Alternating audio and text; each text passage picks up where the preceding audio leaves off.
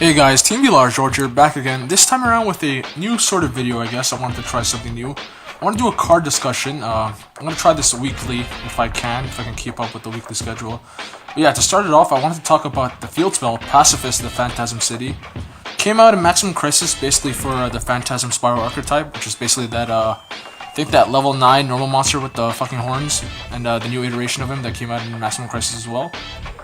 So for those who don't know what it does, basically it's a field spell for the Phantasm Spiral archetype, and it does the following. So in parentheses it says this card's name is always treated as Umi, or Yumi, however you pronounce that. That comes in play later on, I'll discuss that. But this is the effect. So you cannot normal or special summon effect monsters the turn you activate either of this card's effect, basically, even if it leaves the field. And then once per turn, if you normal or special summon exactly one normal monster and no other cards, add one Phantasm Spiral card from your deck to your hand. We'll discuss some of those targets later. If your opponent activates a card or effect, except during the damage step, and you control no tokens, you can special summon one Phantasm Spiral token. It's a worm type, water, level 8, attack 2000, defense 2000. So even the token it summons isn't even that bad. 2000 attack for nothing just because your opponent activated a card or effect. Similar to True Dracos in that regard. But basically, yeah, I want to discuss this card because of a recent top in the OCG from the Yu-Gi-Oh! Organization deck list that we see. Basically, it was a Paleo deck that just ran that, right, with none of the other Phantasm Spiral cards. And it's interesting because the Paleozoic monsters, when they're summoned, they're treated as normal monsters, right? So you can still use them the turn you activate Pacifis' effect. That effect where they're unaffected by monster effects is just given to them by the trap in the grave. It's not an actual effect. So that's why it actually works. And then I realized basically all you need is a field spell and the other like spiral traps to make it work. You don't even need the other cards. And it works like that. It's kind of like a cool side engine. So that's what I really want to discuss here. So basically, when it is activated, or like when a card is activated, you get to summon the token. And if I'm not mistaken, the ruling is that when that token is summoned, since it is a normal monster, it procs the other effect, where you can add a Phantasm Spiral card from your deck to your hand. So one card you can add is this trap, Phantasm Spiral Power. Basically, it's a breakthrough skill, but the target also loses 1000 attack and defense. And here's the kicker, you can use it from your hand if you control Umi on the field, which it's considered Umi, Phantasm Spiral, the Pacifis City. And if you can only activate it when you have normal monsters, but again, the token is a normal monster, so it's cool. So it basically becomes like a hand trap breakthrough skill, which is great. You can just search it when your opponent activates a card, essentially, because of the token summoning.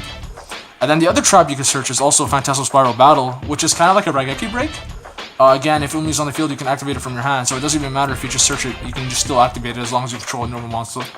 And so yeah, that's the synergy with the thing. So you literally don't even need to run a normal monster, it summons one for you if your opponent activates a card effect, which they're usually going to do if they're playing Yu-Gi-Oh!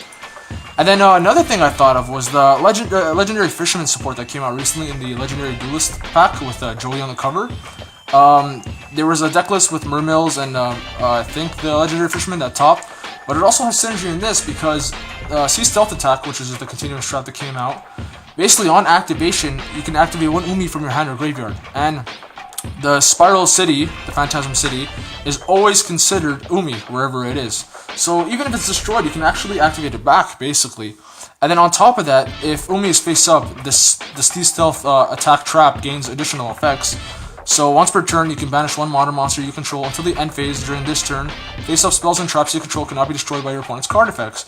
So essentially, you can actually save your Spiral, like Phantasm City, if something happens to it, or maybe some other continuous trap, or maybe this trap itself.